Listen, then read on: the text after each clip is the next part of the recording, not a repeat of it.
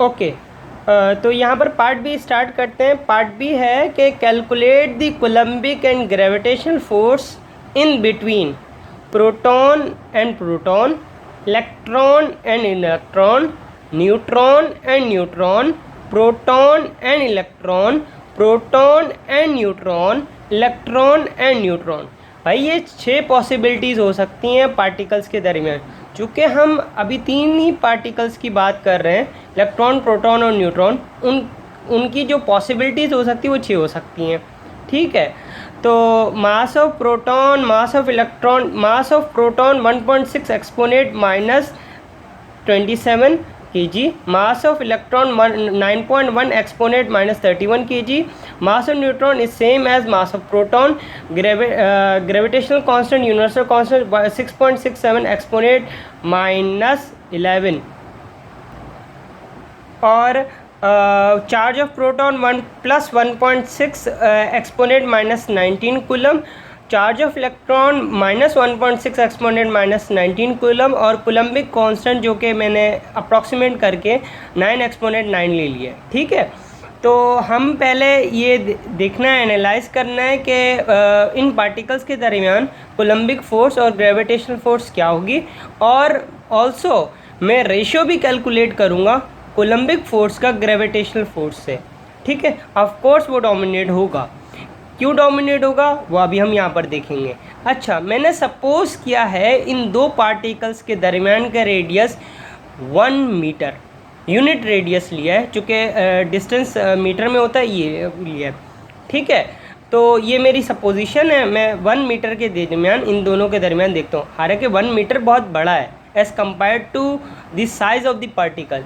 ठीक है, तो अगर इतना बड़ा रेडियस भी होगा, मतलब इतना बड़ा डिस्टेंस होगा, सॉरी रेडियस का वर्ड यूज़ कर, इतना ज़्यादा डिस्टेंस होगा इन 2 पार्टिकल्स के दरमियान, तब भी क्या कूलम्बिक फोर्स डोमिनेट होगी या नहीं, तो वो भी देख लेते हैं। ठीक है, ज़्यादा अगर आप बात करें साइज़ ऑफ एटम तो बहुत छोटा है एज़ कम्पेयर टू जो मैंने डिस्टेंस लिया है।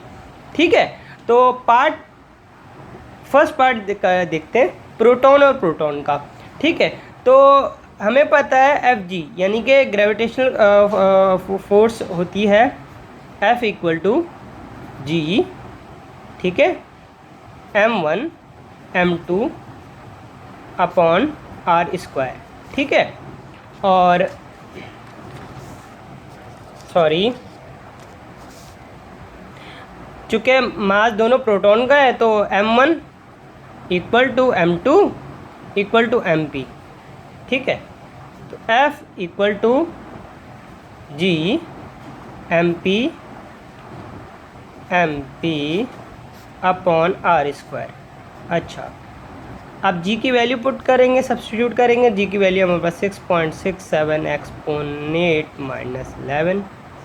ठीक, और मास ऑफ प्रोटॉन हमारे पास दिया हुआ है 1.6 एक्सपोनेंट माइनस 27। ठीक है, रेडियस मैंने 1 रखा है यूनिट, तो मेरे पास Fg आ जाएगी। यहाँ पर मेरे पास Fg की वैल्यू में आ जाएगी 1.87 एक्सपोनेंट, अप्रॉक्सीमेट आंसर आ जाएगा 1.6 एक्सपोनेंट माइनस 64 न्यूटन। ठीक है, इस तरीके से आप कूलम्बिक फोर्स कैलकुलेट करें। कूलम्बिक फोर्स होते हैं Fc = C4 कूलम्बिक के Q1 Q2 अपॉन r²। ठीक है, 9 एक्सपोनेंट 9। चूँकि दोनों चार्ज सेम होते प्रोटॉन के दरमियान, तो मैं लिख लेता हूँ 1.6 एक्सपोनेंट माइनस 19 का स्क्वायर और 1 यूनिट। तो ये तकरीबन अप्रॉक्सीमेट इसका आंसर आपके पास आएगा 2.3 एक्सपोनेंट माइनस 28। ठीक है, न्यूटन। सही, अब मैं इन दोनों के दरमियान रेशो कैलकुलेट करूँगा। रेशो कूलम्बिक फोर्स और ग्रेविटेशनल फोर्स के दरमियान। जब 2 प्रोटॉन की कूलम्बिक फोर्स और दोनों प्रोटॉन के दरमियान की ग्रेविटेशनल फोर्स कैलकुलेट करूँगा, उनका रेशो कैलकुलेट करूँगा। ठीक है, तो वैल्यू रख देता हूँ मैं। यहाँ पर आएगी 2.3 एक्सपोनेट, मैंने कैलकुलेट की हुई यहाँ पर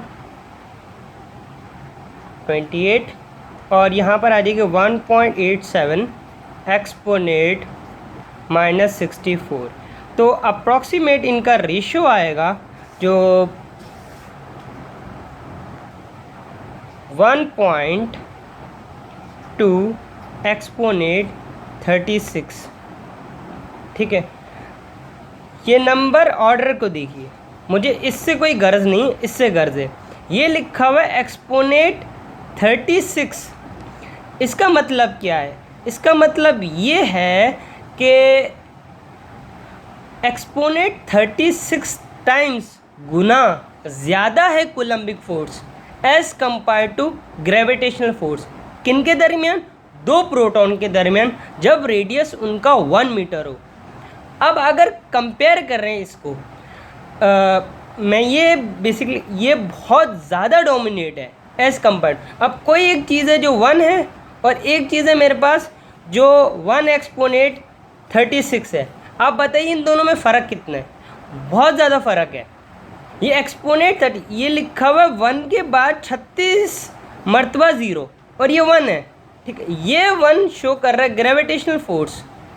ठीक है, और ये जो ऑर्डर है ये बता रहा है आपको कूलम्बिक फोर्स। अब बताइए इन दोनों के दरमियान कौन ज़्यादा डोमिनेट है? ऑफ कोर्स ये ज़्यादा है, ये इनफाइनाइट है एज़ कंपेयर टू दिस।